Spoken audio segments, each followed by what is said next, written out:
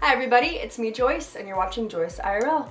There is this game free to download on PC and Mac called Super Crate Box, and we have this competition at work with whoever gets a high score, someone else should try and beat them. We even have an Excel spreadsheet where we update our high scores.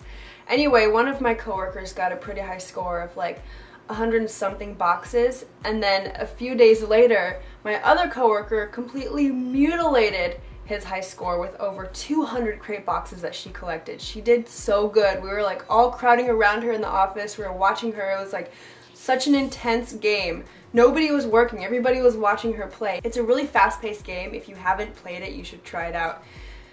It's fun. Now, if only I can get past the tutorial level. Anyway, on with the news. Some Battlefield 3 DLC will be out early for some. A mod becomes a new mode for Counter-Strike Global Offensive, and the Old Republic may be released.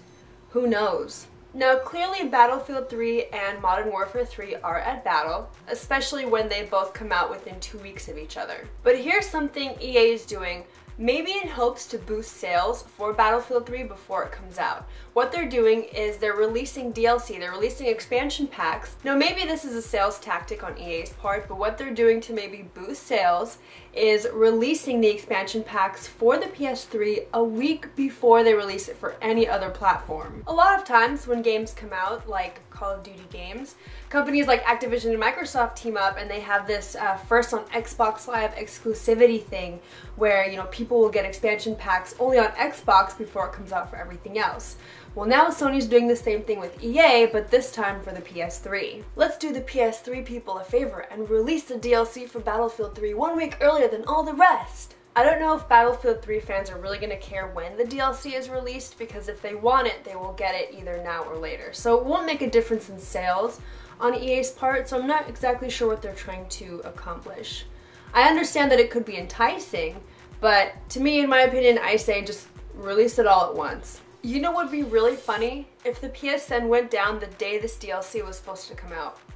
Just a thought. Now, I couldn't go a few days without some Valve news. Now, with that being said, Counter-Strike Global Offensive is now going to have a new mode called Arsenal Mode. Arsenal Mode is based off of the popular mod for Counter-Strike called Gun Game. Only difference is now it's no longer a mod, it's a mode. The creators of Gun Game and Valve are working together to make this the best version of Gun Game possible. And with Arsenal Mode, 8 new maps will be added to the classic Counter-Strike TDM. For those of you who aren't familiar with Gun Game, basically everybody starts out with the same weak weapon, and after each kill you level up and your weapon upgrades until you get to the very last level, which is a grenade kill, which is very difficult, but you have to think of a strategy for yourself because it's every man for himself and you must stay alive. I know a lot of people are excited for Arsenal Mode because Gun Game was a really popular mod for Counter-Strike, and I think they even use it in one of the Call of Duty games if I'm not mistaken. I'm more into TDM, but this will be a good challenge for me when it does come out, so I'm excited as well. For those of you who have been waiting for Star Wars: The Old Republic to come out later this year, you might have to wait a little bit longer.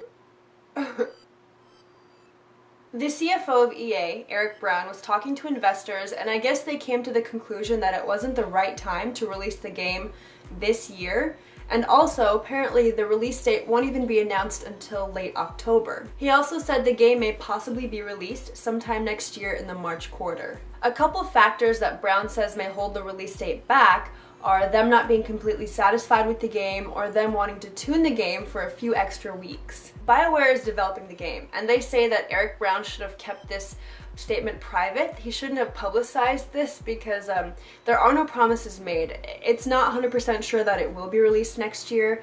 It could be or it could not be, who knows, it's still up in the air. This might be a good thing for some people if the date does get pushed back, because there are so many games till the end of this year that people are going to want to buy and play that they're not going to have time or maybe even money to play the Old Republic. Alright everybody, thanks a lot for watching. That's it for my show today. If you have any questions, comments, or concerns, just leave them down here and I will be sure to read them. Have a great day. Thanks guys. Bye.